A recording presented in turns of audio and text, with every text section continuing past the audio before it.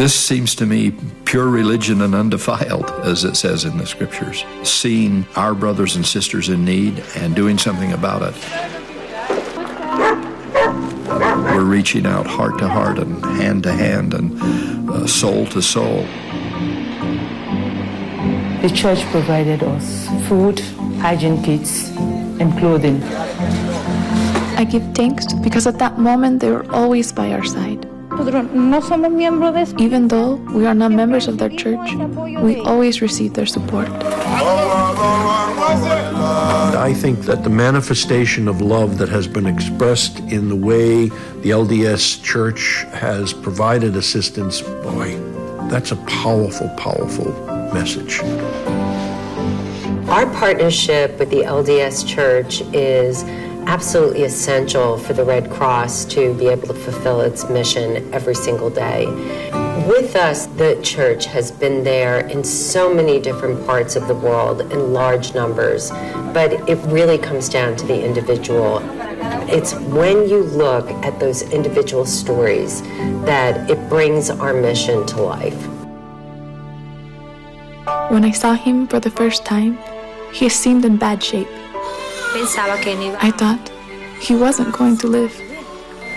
Each day in our hospital, approximately 2 or 3 children need to be resuscitated at birth. The Church of Jesus Christ of Latter-day Saints has given us a marvelous contribution by providing courses in neonatal resuscitation.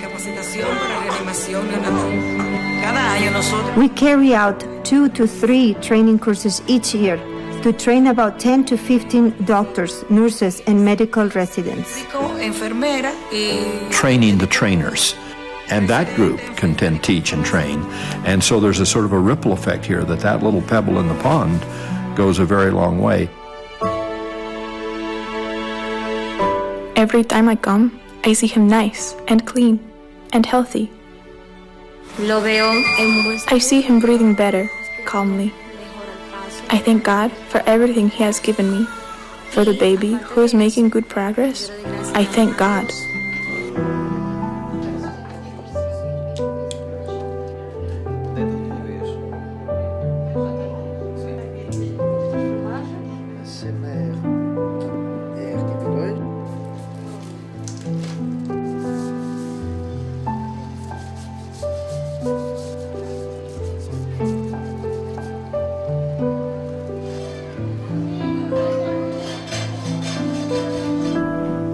Prayers are answered most of the time, I think, by God using other people.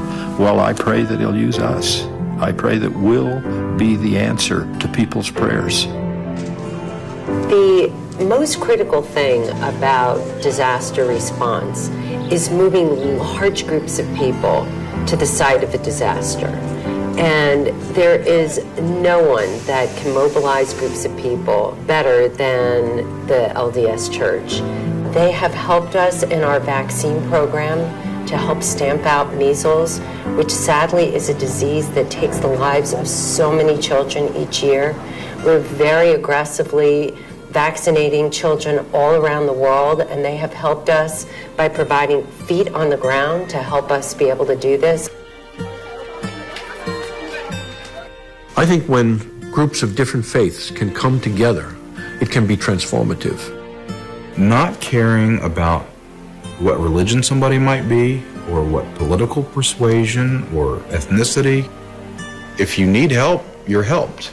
I think it sort of boils down to true believers of Christ and His teachings, and I'm amazed at every aspect of every life that the LDS Church touches throughout the world.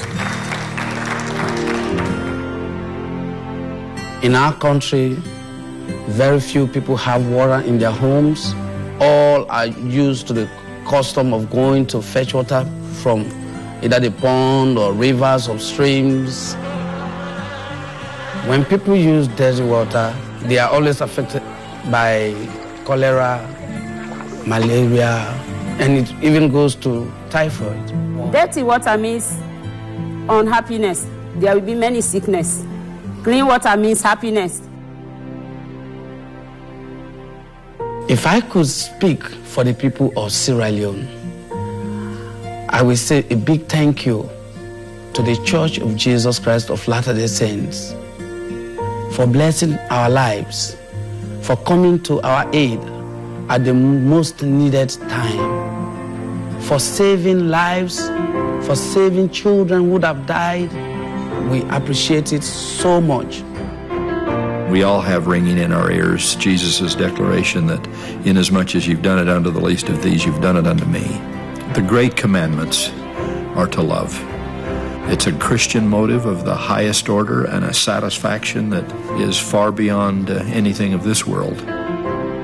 If I would talk to the people that put these things together, is to tell them their time and their efforts do not go in vain, that many lives will be blessed, because I know how each of these things bless the lives of me and my people in those times of need. It makes me feel the love of God to know that we're all in this world to bless each other's lives.